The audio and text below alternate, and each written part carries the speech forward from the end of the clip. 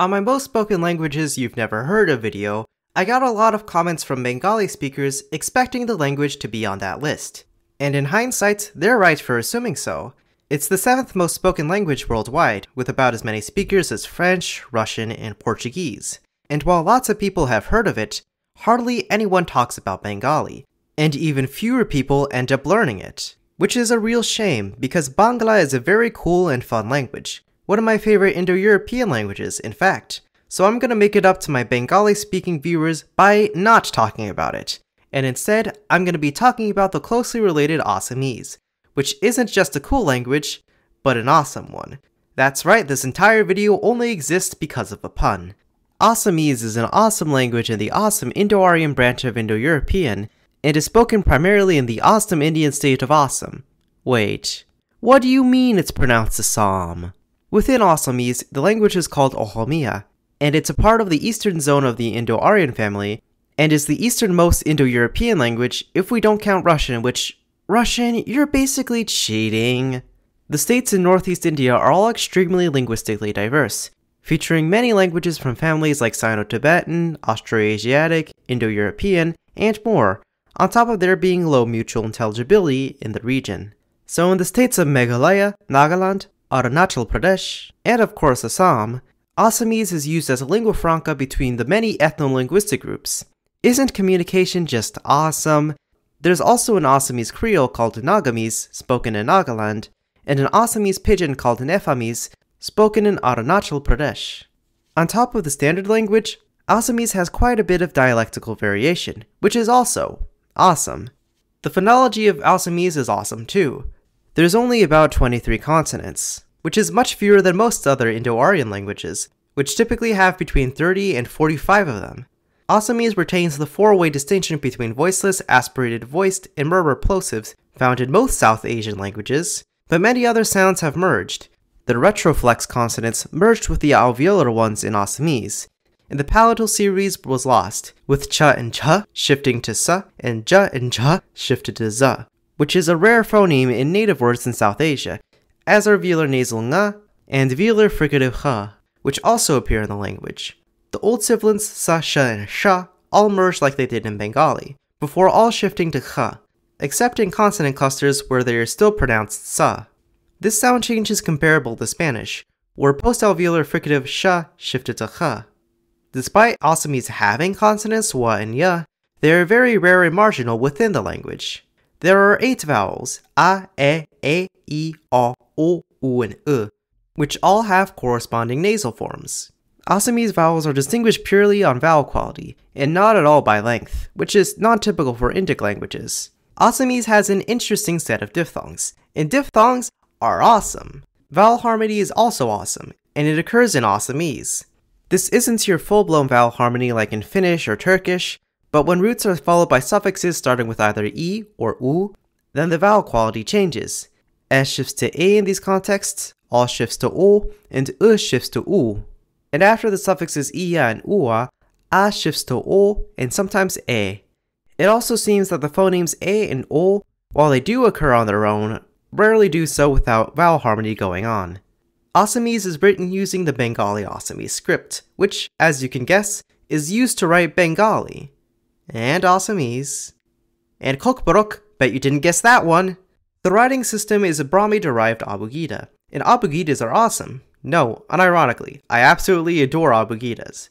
While in most abugidas in the Indian subcontinent, the inherent vowel of consonants is pronounced a, in the Bengali Assamese script, it's usually pronounced a. Of course, the writing system isn't the exact same across all languages, and the Bengali and Assamese alphabets, as they're called, have various differences, as most individual alphabets in the world do.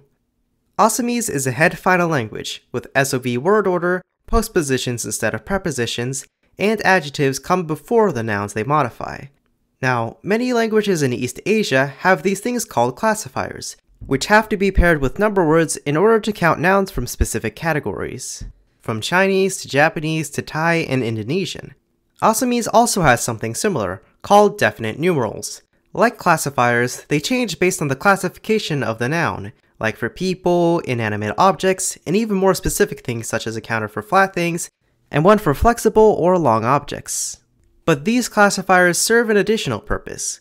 When placed immediately after a noun in their category, they act as definiteness articles, equivalent to English the. From an outsider's perspective, this may be a really small detail to get excited over, but I think it's really cool that Assamese does that. Dare I say? Awesome. But let's move on since there's other things to talk about. Case in point, cases. Assamese has a handful: nominative, accusative, ergative, instrumental, dative, genitive, and locative. These cases are formed with suffixes, and certain postpositions go along with the genitive or locative suffixes. While most nouns only inflect for case and the definite numerals, kinship terms take suffixes to mark the pronoun of who's related to them. The default is first-person possession, like my and our, and the 3 second-person pronouns have their own suffixes. Oh, I should mention that Assamese has 3 different second-person pronouns varying in politeness. Doi is very informal and used for people inferior to you, and can be vulgar. Dumi is less rude, used for people you're familiar with, like friends and family. Apuni is a polite pronoun used for formal situations. The possessive suffix used for apuni is the same one used for the third person, regardless of number, gender, animacy, or anything really. These 4 different personal conjugations are also used for verbs, and verbs... let's just say that Assamese does some pretty awesome things with verbs and leave it at that. All these features combine to make Assamese a very awesome language. Does that mean that any language that doesn't have these exact features is automatically not awesome? No, quite the opposite actually. Linguistic diversity is what makes languages feel special and distinct, and every part of the language, from its sounds to its word order and grammar, helps to build the flavor and aesthetic of it. Would Assamese really be the same without the definite noun classifiers, or Arabic without its triconsonantal roots? Pretty much any feature a language could have helps to make it feel more alive. Having adjectives come before nouns is cool, but so is having them come after. SOV word order is awesome, but SVO and VSO are also great. When verbs are isolating, great. It makes them much easier to learn, and there is beauty to be appreciated in simplicity. If verbs are heavily conjugated, then that gives the opportunity for all sorts of tense, aspect, and mood information to help make the grammar feel richer. Grammatical cases can convey a lot of helpful information and can free up word order, but excluding cases makes nouns more simple and straightforward. Phonemic inventories help bring out the aesthetics, and in general languages sound wonderful, whether they have very few sounds or a whole boatload of them. My point is that I like pretty much every feature a language could possibly have, and I love language for it. Dare I say, in addition to Assamese, every language is the most awesome. And when every language is awesome,